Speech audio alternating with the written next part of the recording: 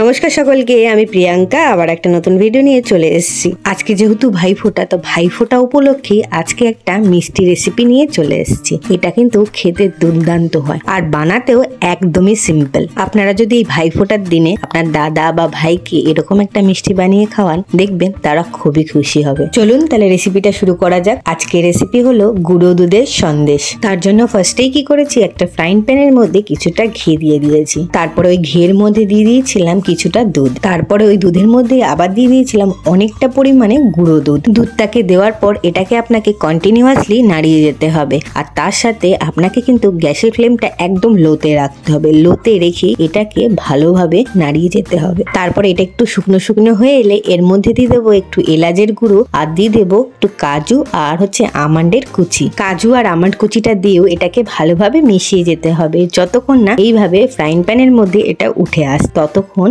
এটাকে এভাবে মিশিয়ে যেতে হবে। একদম শুকনো শুকনো হয়ে গেলে এটাকে আমি নামিয়ে নেব। তারপর একটা ফয়েল পেপার বিছিয়ে আমি এটাকে নামিয়ে নেব। নামিয়ে এইভাবে যেভাবে আমি দেখাচ্ছি ঠিক সেইভাবে আপনারাও এটাকে মিশিয়ে নিয়ে ফয়েল পেপারটার সাথে মুড়িয়ে নেবেন। কোনো কেনা জিনিসের থেকে নিজের হাতে বানানো জিনিসের মূল্য আমার কাছে অনেক বেশি। তাই কাউকে কিছু দেওয়ার হলে আমি চেষ্টা করি নিজের হাতে বানিয়ে দেওয়া, কারণ সেটার মধ্যে অনেক বেশি ভালোবাসা, আবেগ অনেক কিছু থাকে। তাই চাই নিজের হাতেই বানিয়ে দিই। তা যাই হোক, রেসিপিতে ফেরা যাক। তারপর আমি এটাকে মুড়িয়ে আমি এটাকে 1 ঘন্টা মতো ফ্রিজে সেট হতে রেখেছি। তারপর এটাকে এরম ভাবে খুলে নিয়ে আমি এটার ছোট ছোট স্লাইস করে সন্দেশ আকারে কেটে নিচ্ছি। আপনারা চাইলে যে কোনো শেপ দিতে পারেন। আমি এভাবেই এটাকে কেটে নিয়েছি। এই মিষ্টিটা এতটাই সফট হয়, মুখে দিলেই কিন্তু মনে হবে মিলিয়ে যাচ্ছে, আর তেমনই টেস্টি হয়। এটার মধ্যে কিন্তু কোনো চিনির ইউজ হয় না। যেটা দুধটা থাকে সেই দুধের মিষ্টিতেই এটা মিষ্টি হয়ে যায়। রেসিপিটা আপনাদের কেমন লাগলো অবশ্যই কিন্তু